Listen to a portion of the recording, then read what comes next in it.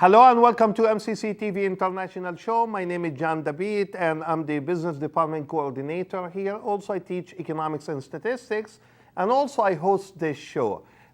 Before we start today's show, I would like to tell you something, Chad. I heard from a couple people from last show. They spoke to me and they said they really liked the sets for this semester. So again, as I mentioned last week, or last show, I'm sorry, thanks a lot for all the changes. Every semester we expect to strive for better shows, better topics, and even the setting will be much better every show due to the creative mind that Chad has for every semester for this show. So today we have one of our students on this show. Basically, she grew up in a different country. She moved to United States at an early age. We're going to share her story with you. So please help me welcoming Angelica to our show. How are you, Angelica? Good, how are you? Yeah, you know, I just want to start with a joke here because I was planning to say Angelica, and I know this will get you a little bit upset. So tell us something about your background, please, if you introduce yourself, and also tell us, like, you know, if somebody see the spelling of your name and they don't know, they're gonna read it Angelica. Yeah. So why it's Angelica? So if Because you tell us it's that. Angelica because the E has an accent mark, which makes it, you pronounce the E more, I guess. Okay. So it's Angelica. Okay. It's not Angelica. It's the G doesn't have the hard pronunciation. It's the E that does. Okay, That's why. so tell us something about you so that our So, audience will learn something about This you. is my second year at MCC. I'm going towards business. Pretty sure I'm thinking of doing business management. And I'm from Panama, like you know, and it's gonna be 10 years since I moved in June. So yeah. Okay, well, that's what we're gonna do now. So as briefly you introduce yourself, we're gonna basically spend around half hour talking about your story. So we're gonna go back all the way to Panama, your native country, and start there. I would like, first of all, to ask you tell us something about growing up in Panama. Share a story with us, if you may, please. Growing up, I remember going to school.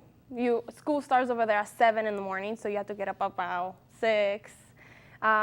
The uniform, I remember a lot about the uniforms. I had different uniforms. And the weather, it's always hot. The winter season for us is rainy season, so that's our winter. And I just remember spending a lot of time with my cousins because our family is big down there. I remember having a really, I guess, a spontaneous childhood. We could run everywhere, climb trees. So like you do what I would say any kid or any Yes. children will do anywhere in the world. Yeah. So you notice, like, you know, you have been in the United States, you said, for 10 years now. Do you notice any different, like, for example, looking at kids here in the United States, any difference between, like, growing up in Panama and kids here in the United States? I guess the experiences that we would have differently would be the weather that come in place. Like here you have snow, so you have the experience of going sledding. Really? I didn't know that we have snow, but anyway, so. Yeah, so you have the experience of going sledding, and over there we don't, so you have to Okay. do something So that different. makes a Yeah, it difference, does, you know, it does. in that experience. Okay, let's talk about the school a little bit. Like growing up, you said you went to school. Tell us something about the school system there. Like, for example, I assume you went through some elementary classes there. Tell us something about that. So what topics do they teach there? Do you have like same teacher for all these Yeah, topics? you do. You have like different teachers? So. The only different teachers that we would have was for PE, and I also had like a teacher that would teach us dance. Okay. But everything else was the same teacher. The same teacher. Topic-wise, what kind of topics do they teach in elementary level? History. Well, I was in a private school, so the system was a little bit different, was a little bit more advanced. So you were taking, when I was in 3rd grade, I was taking 5th grade classes. Same when I was. So they have that means private and public school Yeah, they do. system? Okay. Yeah. So they teach history. They teach History, geography, spelling, English. We have a time of English classes too. All those type of classes. Okay. Okay. So you grew up there. If you don't mind me asking, and as I always say, if I ask a question and you don't like to or you don't wish to answer that, please don't. Do you have brothers and sisters? Or? Yes. On my dad's side, I have 3 older sisters. Okay. Yeah. So memories. Do you remember growing up, doing certain things on a specific occasions? For example, on a Christmas, Easter, Mother's Day, Father's Day, or something. Can you tell us some of the things that you used to do, let's say, while you are in Panama? For Christmas, I guess over there, once it hits the 12th, there's fireworks everywhere. Like it's crazy. It goes up to like 30 minutes after it hits 12. And for New Year's, we do this tradition where we build a doll, like out of newspaper. And I guess you have to put whatever you don't want for the next year. You put all the bad stuff in the doll and you burn it. So that's a tradition. That's a tradition. Yeah. And do you know if they still do that? They till still now? do that. They Really? still do that. Yeah. Wow. That's a neat thing to learn. Okay. So as a family, do you used to do certain things, as we said, on special occasions, and you started to tell us that. But describe, for example, a day for you growing up. Let's say you said you would get ready, you go to school in the morning, but what if that day is you don't have a school, let's say on a weekend? What would you do as a family together?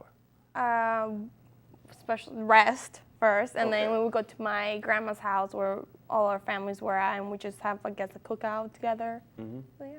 Okay, and spend the day together Yeah. with the family.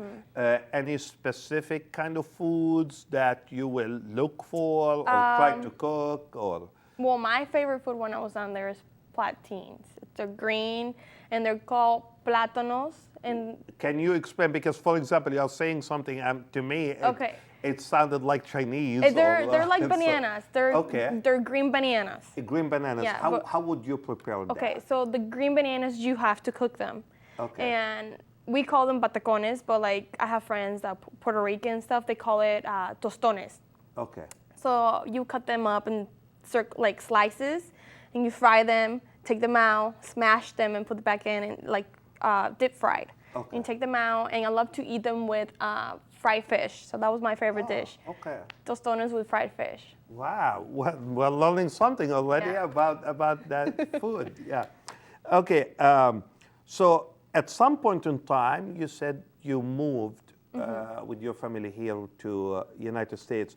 Did you move to Muscatine, or did you move somewhere else first and then came to Muscatine? I moved right away to Muscatine. Right because away to Muscatine. Okay. Is there a reason for that? or- Just because my aunt lives here, so Okay. like So because you have family, Family here, members, yeah. so you ended up in Muscatine. Okay. So you moved here for the past 10 years, you Yeah. said, like you have been living in Muscatine. Tell us something about your experience here in Muscatine. Like growing up now, you move from one culture to another culture. Yeah. In the beginning, how did you handle that? I mean, I was a child, so I really didn't know. I guess I was just going with the flow. But now that I think about it, I feel like it was hard because I didn't know any English at all. Like, I didn't know. The only thing that I knew what to say was like, I don't speak English. Don't ask me. Only once, That's the only okay. thing I knew what to say. But what did you do? I mean, how did you learn the English? I assume you start going to school, Yeah, right? yeah. It was tough, difficult. I got assigned friends that knew Spanish and English, so they would help me a little.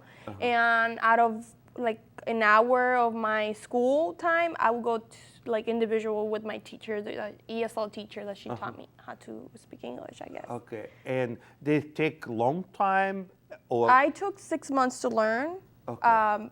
and I feel like reading helped a lot, and I also talked a lot to my friends and watched TV in English, and so that had a lot to do with it. So reading helps a lot for me. did you carry with you some of the traditions that you brought with you from your native country. And do you still practice that or not? Or did you like forget about certain No, things? Like for example, I don't mean like you will do something like that, but as you just mentioned, like how in Panama, that tradition on New Year Eve where you put all the bad thing in that paper and then you burn that. So I don't mean this particular one, but did you carry with you some of those traditions, and are you still practicing some of that? Or Yes, we have actually like a small group of friends here that are from Panama. So sometimes we get together to celebrate Panamanian Mother's Day. We celebrate Panama's Independence Day. I guess stuff like that. And what do you do? Like, tell us, what do you do, like special thing on days like that? We cook Panamanian food. Okay. I guess listen to music and yeah. And enjoy the time Yeah. together. So do we have, and I'm not, excuse me if, if I ask this question, but do we have a good number of It's Panamanian about in Muscatine? Like how many families, for example? just one family, but there are like 5 of them in that family. So Okay. it's them and my aunt and me. Okay, so it's good at least Yeah. you have some sort of a support system to talk to and remember, and talk about your native country. At some point in time, our producer, Chad Bishop, will start rolling some pictures that you decided to share with us about your home country, your native country. And as we start seeing those pictures, I would like you to describe what we see or what we look at basically to our audience so that they can get some sort of an idea about your native country.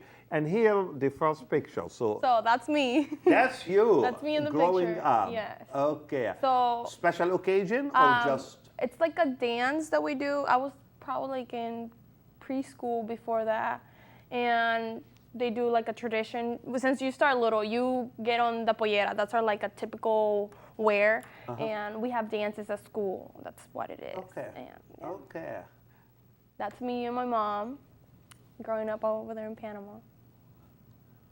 Wow. So this is another pollera. They actually cost quite a bit of money. Like all the thing that she's wearing, it's gold. And that's a traditional dance also? Like when Yes. they do that dance, they have to dress up this way, Yeah, right? yeah. Okay. Wow. And you see the gold and stuff there's a lot of money, and she's wearing a lot of money right there. Oh my and God. They wear it mainly when we have like parades. There's there's like called a parade of the polleras. It's thousands. Everybody dresses in different kind of polleras, and then they dance through a parade. So that's Wow. beautiful. In all ages, you're gonna see all ages around. You start from when you were little all the way to your age. So, and this is like a celebration throughout the city or the Yes, country? yes, yes. For what occasion? Usually in February, there's a season that we call Carnaval. Okay. And during the days, it's like crazy. You go out to a downtown, get wet, have fun with your friends. And during the night, we have parades with stuff like that. Yeah. Oh, wow. And this is the Carnaval. Wow, I can see tons of people there. Yeah, this is in my hometown where I live. And so like downtown gets closed for 3 days. And there's semis full of water go, and they basically hose you down with water. Sounds crazy, but it's really fun. And on the stage, they go people, famous artists from Panama, and they go there and sing. Oh, wow. And this tree usually blooms around January. I love that color. Yeah, I love it too. Obviously I never see it when I go down there because it doesn't bloom when I go. I went one time during January for my sister's wedding, and I saw the tree and I was like, oh wow, like that's beautiful. It's beautiful, yeah. And these are in my hometown. They picked, I guess they're kind of owned by the United States. And they did a research of where would be the best place to put them in because of the To generate electricity. Yeah, okay. so my hometown was picked because it's, I guess, small, and it has bring the ocean waves, breeze from the Pacific and the Atlantic. That's why mine was picked. And this is also where, not where I live, but close, another close hometown. We produce our own salt and our own sugar. And this is, I don't know how to say it, but it's saw obviously where it gets produced yeah. And this is Panama City. A lot of people when they see it, they think it's Miami. It does look somehow. Yes, yeah. I have a lot of people that tell me it's like, oh, it's like a second Miami. I was like, no, it's Panama. And around 2007 and 2008, the coast, it got an extension because it wasn't that big for people to get through. And that's what they have done. Oh, it's beautiful. During the night, and that's during the day. During the day, yeah. They have a lot more place where people can go and play basketball, soccer, and hang out, I guess. Yeah. Beautiful. And that's the canal. The canal, yeah. When I first moved, people didn't know where Panama was. So I had to explain to them, oh, I'm from Panama, the Panama Canal, and they would still look at me confused. They didn't know where it was at. So it's kind of neat to tell them where it's at. Yeah. And that's going through the canal. And this is one of the dishes. This is during lunch and dinner, you always have to have rice. That's our main thing on our dish. And plantains, you can let them, the green banana that I was telling you about, that green banana, you can let it kind of like go a little bit more brown. And once it's a little bit brown, it tastes a little bit more sweeter, but you still fry that banana. And so that's part of the dishes. And we also have to have either beans or some lentils. Is there like a special name for this dish? Or no, it's just food. It's chicken, rice. Chicken and rice, plantains, and beans. Okay, wow. Yeah. But this one does have a special name. This is ropa vieja. It's old clothes, basically what it is. Oh, okay. It's like a beef stew. So the meat's a beef stew with rice and a salad and plantains. Okay, wow. Yeah. And this is one of our traditional wear also. It's called diablicos. They make it in Panama. It's also like the pollera. They go out on special occasions and wear their outfits. So is it like a special festivity? Yeah, here, there's a special festivity. I believe it's during Panama's independence. Okay. Like, you know how here there's a parade for 4th of July. It's the same thing down there. The same thing. Okay. Wow. And I just discovered this place. A friend posted a picture on Instagram, and it's close where I live, and it's a lake. And it's kind of hidden a little, but the water is really blue and really pretty, and I'm kind of excited to go and check it out when I go down there. Wow. And this place is where the native Indians live. It's in Cunayala, and they don't have any resources. The only way that they get from where they live to like the coast is by those little boats that you're seeing. And these are we have, I believe, 5 or 4 different native Indians in Panama. What she's holding is called a mola. Her whole outfit, they make their whole outfit, and the mola is really a unique thing to our country. It's really popular now, and it's really beautiful to see. I can tell, look at the colors. I mean, they are really beautiful. Yeah. Well, Angelica, thanks a lot for sharing those pictures with us. And I'm sure it's, just by looking at the pictures, it's really a lot of learning just by looking at the pictures and hearing the description of each picture. So thanks a lot for sharing that with us. Well, what I want to talk about, or what I would like to talk about, will be obviously now MCC. So you are a student here, second year at MCC. Tell us more about your experience at MCC. Well, I was undecided at the beginning of where I wanted to go, what I wanted to do. So I just picked MCC first, and then I have a learning experience through MCC. I have grown, I guess. The teachers do pay attention. They give you one-on-one. I guess they care a little bit more if you would go to a bigger university.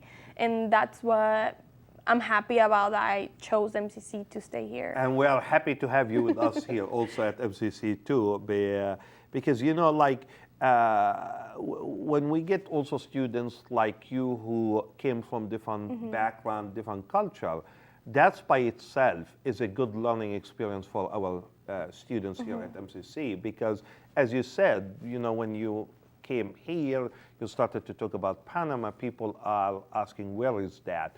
Now, as you start talking to them, they are learning, they are exchanging ideas, you are learning from them.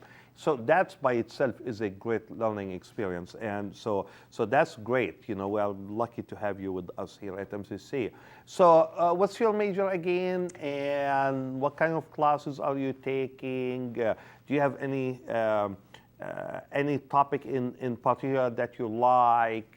If you share that, please, with us. I'm going to be going into business management. I'm taking classes with you, stats and macro. And also I'm taking history, which is cool to learn about United States history, and composition too. So yeah. Good. Did you, because I see you around campus, and it seems to me you have already really a group of people that you, I don't want to say you form, but exactly, it's like friends and so on. Was it difficult to create that friendship with other students? Or? Here in campus, no, because I already knew them, some of them. Okay. And then Is it from school? Yeah, some of them are from school, some of them I kind of knew already. And then the other friends I met in class, and I made connections with them, and we hang out, and yeah, I have made some friends here. Good. Your plans for the future. Now, since you are second year now, after graduation, do you have any plans already? Do you know where you are going? What do you want to be doing in your life? That's a tough question, right? Yeah. I kind of want to stay here and take online classes for a college, but I don't know where to go yet. I don't know if I want to stay here and take online, being a full-time online student, or go to like University of Iowa, because I also want to pursue cosmetology. I want to be a cosmetologist. Okay. Yeah. And why is that? I mean, that's now we have. So it's totally completely different. I know. It's good to have the business degree, because especially if you decided to go into that route, somehow it will be important to know how to manage a business. Exactly. Yes. So you got the skills and the foundations to manage a business. But why is that? Is that like a hobby for you? No, I love doing hair. For me, my specialty is braids. I love braiding hair. I love learning new ways to braid hair, and I just had a passion for it a long time, but I just don't want to have cosmetology. I want to have a different degree also. So if one day I want to open my own business, I know how to manage it. So exactly. And that's the cool thing about, having a degree in business, because regardless what you do in your life, at the end, if you want to start a business, you need to know the basic skills of starting the business, of running the business, of managing and taking that business into next level. So that is always great, because we always say, it doesn't matter what you do in your life, you have to have those basic skills in business in order to do what you are doing in a much better way than just the normal way. So if you decided to pursue that, anything in mind, where are you planning to go, or not yet? Are you still looking for? For which one? For business management? No. For cosmetology? Cosmetology. I was looking into Capri. It's in Davenport. Okay. Yeah. But I also have other friends that have been telling me that to go. There's one in Iowa City, and there's one like 2 hours away from here. I don't know yet. Okay. So now I myself learned something new about you now, about that. So where do you see yourself in the future? Where? Yeah, let's say 10 years from now, after you finish all your education, after you finish, regardless which route you go, where do you see yourself? I do see myself doing hair. That's the thing. Okay, so you are definitely sure yes. with what you are doing, even if you continue and get a bachelor degree in business. My understanding, that means that you are going back to learn, get Yeah. the license, and do this. Well, that's really good that you know exactly what you want to do. Are you planning to do that here in Muscatine, or you don't know yet? I don't know yet. I don't know yet. So you don't. I don't know yet. if I want to do here, like a business, open a business here, or I want to open it, I don't know, somewhere else where they need more salons. Okay. So as we are talking about MCC again, and still talking about what you are doing here, what you are doing, what you are planning to do in the future, what do you enjoy the most about MCC? I guess one of my favorite things that I have enjoyed so far is last year we did Cinco de Mayo. Don't you remember Cinco de Mayo? Yes. The student senate took care of it. They did like a huge festivity about Mexicans' independence, and I like that. That was fun, and also how involved you guys are with the students, always trying to do activities. That's my favorite thing. So do you participate in some of those activities? I mean, obviously you mentioned Cinco de Mayo. I try to. I do intramurals once in a Okay. while. So, Okay. yeah. Okay. Well, that's good. That is good to hear that, because sometimes we tell students that while you are in college, it is important to live the college life, and part of that college life will be all the activities, the student organizations, the student government, and so on. So becoming very active in any of these groups, or even just participating in activities, makes a huge difference on your experience while you are here at MCC. You know what, Angelica, I would like to give you a minute and find out, and I don't know if I ask every possible question or not, or perhaps maybe we missed something that you think it's important to share with us and with our audience. So I would like to give you what I call the free minute here, to say whatever you want to say. I work at Guadalajara restaurant. There's 90-cent margaritas on Wednesdays and dollar tacos on Thursdays. So yeah. So you enjoy working there? Yes, I love working there. I always meet new people. People are friendly when they come in. We always try to make the environment friendly for people when they come in. So, You know that the owners of that restaurant are also graduates of MCC. Yes. Yeah, both of them. Okay, I just want to make sure that even our audience, I don't know if they know that or not. They are obviously graduates of MCC. I myself know them very well because both of them took several classes with me, and I'm very proud of them. Well, as I always say, as we approach our show, or the end of our show, I would like to say that if you have any question and or comments, you can call me at 563-288-6064, or you can email me at jdabeet@eicc.edu. Till next time, Muscatine. Bye-bye.